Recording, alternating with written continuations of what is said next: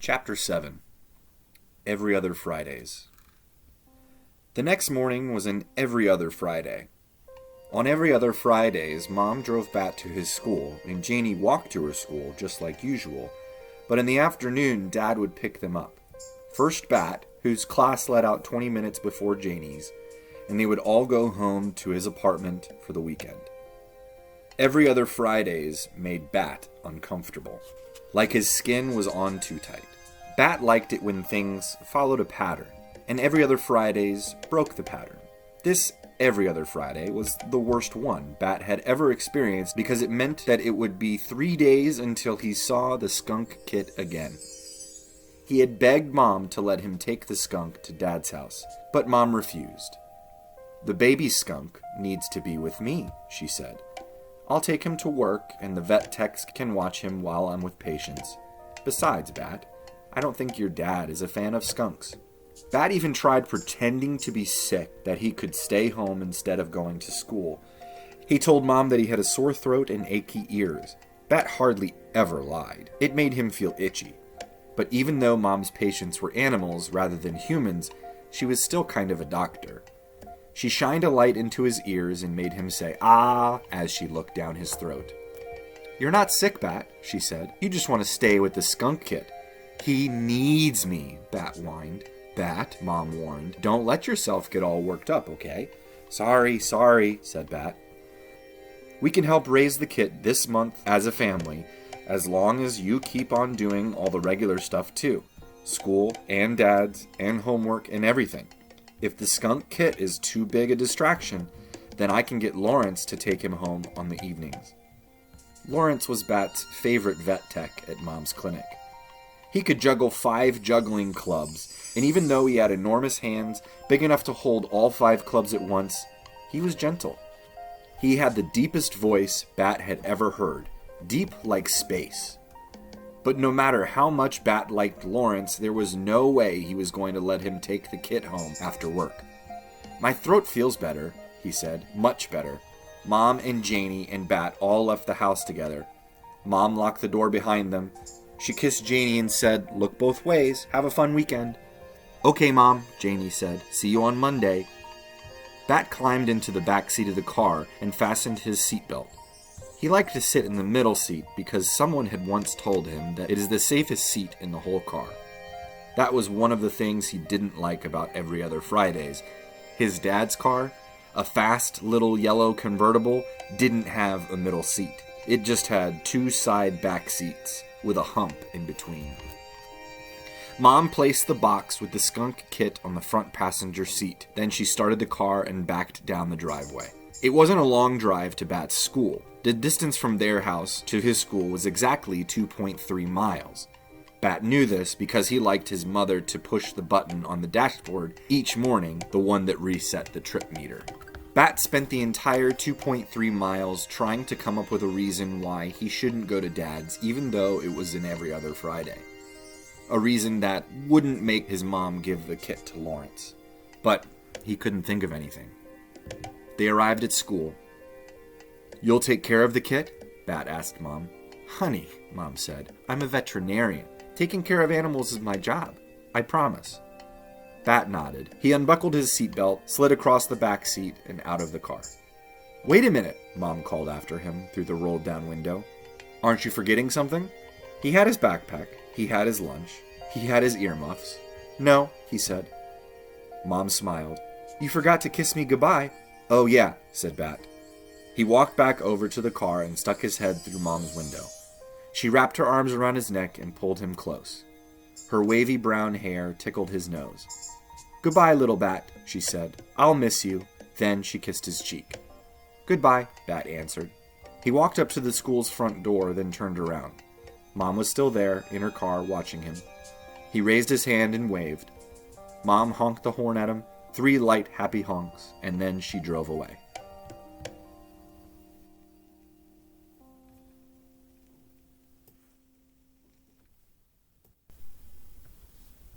Chapter 8. 16 Islets. Sometimes Bat wished that Janie went to his school because it would be kind of neat to see her in the hallways and at lunchtime. but most of the time he was glad that his school was something he didn't have to share with her. Janie attended Robert E. Willett Elementary School, but this was her last year. Next fall, she would be going to junior high school.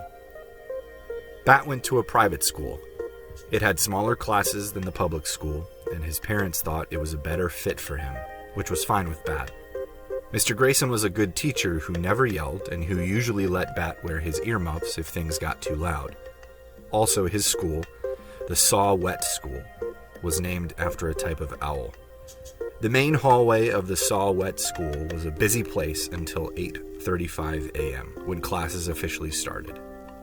Until then, it was full of parents walking the younger kids, those in kindergarten and first grade, to their classrooms, and older kids walking themselves, all while the principal, Mrs. Martinez, stood outside the administration office, smiling and being friendly. "Bat!" called Mrs. Martinez, waving and smiling. Bat didn't feel like talking to Mrs. Martinez, so he pretended he didn't see her and slid to the far side of the hallway as he passed. That way, she couldn't reach out and rumble his hair. Bat hated it when people rumpled his hair, and Mrs. Martinez loved to rumple hair. She had never yet rumpled his hair, and Bat wanted to keep it that way. Bat liked the main hallway better when all the other kids were in their classrooms. Right now, Luca and Israel, two kids in Bat's same class, were struggling out of their rain boots on the big rubber mat. It wasn't raining, but dark clouds peppered the sky in a way that could mean that recess would be wet. At Saw-Whet School, one of the philosophies was that students should go outside, rain or shine or snow. Bat hadn't worn rain boots, so he didn't have any that he needed to take off. He didn't carry an umbrella either, because the Saw-Whet School didn't allow them in the hallways or classrooms, which Bat agreed was a wise decision. He skirted around a kindergartner whose mother was kneeling in front of him, holding a tissue to his nose. "Blow," she said, and he dodged between a couple of big kids, sixth graders, who were tossing a small red rubber ball back and forth. "Balls are supposed to be kept outside," Bat told the slightly smaller of the two big kids, a boy he recognized by the red glasses he wore. "Not this ball," said the boy. "This is a special ball." Then he threw the ball over Bat's head to the other kid, the very tall girl, who caught it expertly with one hand and laughed. "It looks like a regular ball," Bat said. "It's not a regular ball," said the boy with the red glasses. Bat had a weird feeling in his stomach, like the boy was tricking him. He didn't know what to say. Just then, Luca and Israel came by without their rain boots. "Hi, Bat," Israel said. "Do you think it'll rain?" "Maybe," said Bat. "Well, eventually, yes, but today, maybe." Relieved, Bat watched the two big kids move away toward their classrooms, still tossing the ball. "What do you think was special about that ball?" he asked Israel. "Nothing," Israel said. Then Miss Kiko came out of the kindergarten class and rang her handbell. It made a gentle, tinkling sound, way better than the harsh, painful scream of Janie's electric school bell system, which Bat had heard last year during a school play he'd gone to watch.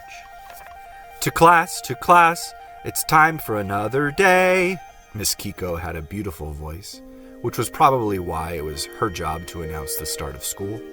Bat followed Luca and Israel into Mr. Grayson's classroom. "I brought 2 sandwiches for lunch today," Luca was telling Israel, "in case you want to trade a cookie for one." "Why would I want to do that?" Israel answered. "I brought my own sandwich." Bat knew why Luca would think Israel wanted to trade. Yesterday he had heard Luca tell Israel that she didn't really like her cream cheese sandwiches, and Israel had replied that he didn't like the turkey one his mom always made. "I would trade anything for a cream cheese sandwich," he had said. She listened to see if Luca would remind Israel of what he had said, but she didn't. "Probably Israel was just being nice," Bat interjected, "to make you feel better about bringing cream cheese sandwiches to school every day. He probably didn't really want your sandwich." Israel turned around. His face was red and his eyebrows pointed toward each other, making a wrinkly crinkle in his forehead. "Dude," he said to Bat. Bat waited for Israel to say more, but he didn't. Just that one word, dude. Then Luca started crying, and she'd shoved past Bat to go back into the hallway. He watched her run into the girls' bathroom. Mr. Grayson came over. He was wearing his bright orange tennis shoes today. Bat liked it when he wore those shoes. It was like he was wearing suns on his feet. "What's the problem, friends?" he asked. "Bat embarrassed Luca," Israel said really loudly, making Bat wish he had his earmuffs. They were in his backpack, on his back. "I'm sure you didn't mean to embarrass her, did you, Bat?" asked Mr. Grayson. There were 16 eyelets on each of his shoes, Bat counted. 8 on the left side, 8 on the right side. That made 32 eyelets. "Bat, can you look up at my face?" Mr. Grayson asked. Bat shook his head. 32 eyelets. His own shoes had half as many, 16 eyelets, 4 on each side in each shoe. Mr. Grayson sighed. "Okay, Bat, go sit at your table." Bat wondered if anyone in the class had more eyelets in their shoes than Mr. Grayson. He kept his eyes on shoes as he walked through the classroom. Nope, no one did. Chapter 9. Open Door Baby Cakes Policy. Mr. Grayson was a good teacher for lots of reasons. He let kids eat snacks at their desks if they were hungry. He didn't make students ask permission to go to the bathroom. He didn't believe in making people apologize. You can't make someone be sorry, he always said. And he believed in class pets. That's how he put it. "I believe in class pets," he had said on the first day of class when he introduced them to Baby Cakes, the class rabbit. Baby Cakes, a white Angora bunny that looked like a giant fluff ball, lived in a pen in the back of the room near the bookshelves. It was a big pen with a gate. "If anyone ever needs to cuddle," Mr. Grayson said, "Baby Cakes is there for you." And that was the thing that made Mr. Grayson the best teacher Bat had ever had, his open door Baby Cakes policy, which meant that anytime a kid needed to cuddle, he or she could go visit Baby Cakes, no permission needed, no questions asked. Baby Cakes liked carrots and apples and put up with cuddling. Bat knew the rabbit liked treats better than kids, but he also knew that Baby Cakes was smart enough to realize that the two often went together. The thing about Mr. Grayson's open door Baby Cakes policy was that none of the kids wanted to ruin it by overusing it. Bat was Baby Cakes' most frequent visitor. Israel visited the second most often, and then probably Jenny was third. A couple of months ago, Israel had given Bat a drawing he'd done of Baby Cakes. It was pretty good. Bat usually tried to visit Baby Cakes during recess or lunch, when a visit wouldn't mean leaving group time. But today, he didn't think he could wait until recess, maybe because he missed the baby skunk so much.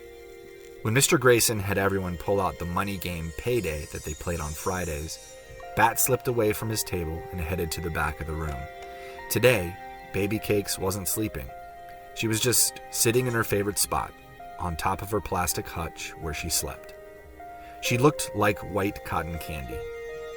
Bat sat close to Baby Cakes and put his hand on her back, just to let her know that he was there. He didn't want to startle her. "Break into groups of 4, Mr. Grayson said. "Choose a banker and pay everyone $200. For a moment, Bat thought maybe Mr. Grayson was going to let him skip the game and just hang out with Baby Cakes. But then he said, "Bat, 5 minutes." Bat didn't want to play Payday. He didn't want to join the class in 5 minutes, but the open door Baby Cakes policy didn't mean it was okay to skip stuff that the class was doing. It was one of those unspoken rules that Mom was always talking about, those things that people are supposed to know without having to be told. Bat hated unspoken rules, but he loved the open door Baby Cakes policy, so when 5 minutes later, Mr. Grayson said, "Okay, Bat, time's up." Bat reluctantly scooted Baby Cakes off his lap where he had set her and rejoined the class. The games were already arranged, and Jenny Pearson had dealt out $200 for Bat. Luca, Bat saw, had returned from the bathroom with red-rimmed eyes. She was in a different group. "Ready?" Jenny asked. "I guess," said Bat, and he sat on the empty seat between Jenny and Raymond. Across from him, Corey rolled the dice. Bat sighed. It was looking to be a long day. Chapter 10. A very long day. Bat was right. It was a long day. The rain that had been threatening came, and after they ate lunch, the students pulled on rain gear to splash in puddles. Bat did not like to get wet. He didn't like it at all. It made his clothes feel sticky and itchy and uncomfortable. Mr. Grayson knew that Bat didn't like to get wet, So even though at Saw Wet School philosophy said that students should go outside, rain, shine, or snow, he asked Bat, "Would you like to spend recess helping me clean Baby Cake's enclosure?" "Yes," said Bat. Mr. Grayson got a trash bag, and Bat scooped the old straw into it. They then laid out a fresh batch of straw. It smelled like summertime and sunshine. Baby Cakes hopped over to the straw and sniffed it. "She looks happy," Mr. Grayson said. "She looks exactly the same as she always does," Bat answered. Mr. Grayson laughed. Grown-ups were always laughing at things that Bat didn't think were funny, but it didn't bother Bat very much when Mr. Grayson did it. Julio, a fourth grader who everyone said was a natural athlete, came into the classroom. "Mr. Grayson," he said, "Principal Martinez wants to know if you're still going to teach yoga." Sure, Mr. Grayson said. "Tell her I'm all ready to start." Then he said, "Julio, I think you've grown a foot since the last time I saw you." Julio shrugged. "Not that much," he said, "but I've grown an inch since winter break." "I'm not surprised," Mr. Grayson said. "That was 3 months ago." Bat thought about it as he followed Mr. Grayson to the yoga room and as he sat on the mat in the butterfly pose. 3 months, he guessed, could be a little bit of time, or a really long time, depending on who you were. For instance, a monarch butterfly, born in the summer, lives only about 6 weeks, so 4 months would feel like forever. But a monarch butterfly, born in the winter, lives for 8 months, so 4 months would be just half its life. And if you were a boy with a skunk that you were only allowed to keep for 1 month, time was sure to pass much, much too quickly. Bat considered telling Mr. Grayson about the life cycle of a monarch butterfly, but the teacher was busy unlacing his orange high tops and getting ready to lead a group in yoga. He decided he would talk about monarch butterflies with Mr. Grayson later. But the right later never happened. After yoga, they went back to the room for reading circle. After reading circle, they worked on their volcano projects, which Bat had not been looking forward to. Groups of 4 kids had to work together to build a volcano. Mr. Grayson called it collaborative art. Bat did not like collaboration. He liked to do things himself. That way, if something didn't turn out the way he wanted it to, there was no one else to be mad at. And if he wanted to take apart or start over, no one could tell him not to. But Mr. Grayson wouldn't let Bat be a group of 1. The problem was that no one else in the group seemed to care as much as Bat did. 3 times before 2:45, when class was finally over for the day, Bat's group said, "Mr. Grayson, Bat won't help us." "I don't need help," Bat told Jenny when she complained for the second time. "It's a group project," she said. "You have to let us help." Israel, who was in Bat's group, kept asking him all kinds of annoying questions like, "Hey Bat, do you think the lava is red enough?" And, "Bat, can you pass me the paste?" Bat ignored the lava question, but about the paste, he said, "Glue works better than paste. The paste gets all weird and flaky when it dries." "Okay," said Israel, "pass me the glue then." "I'm using the glue," Bat said. Things would go much more smoothly, Bat thought, if the other kids would stop asking questions and interfering and just let him get on with the job. By the time Miss Kiko rang the end of the day bell from the hallway, Bat's left eye felt twitchy. All he wanted to do was climb into Mom's car and go home to his own room. But when he walked outside, he didn't see Mom's burgundy station wagon. Instead, he saw Dad's yellow sports car, and he remembered with a heavy sigh that today was an every other Friday, and he wouldn't get to see his own room or the baby kit for 3 long days. If Bat were a mayfly, he wouldn't even live that long.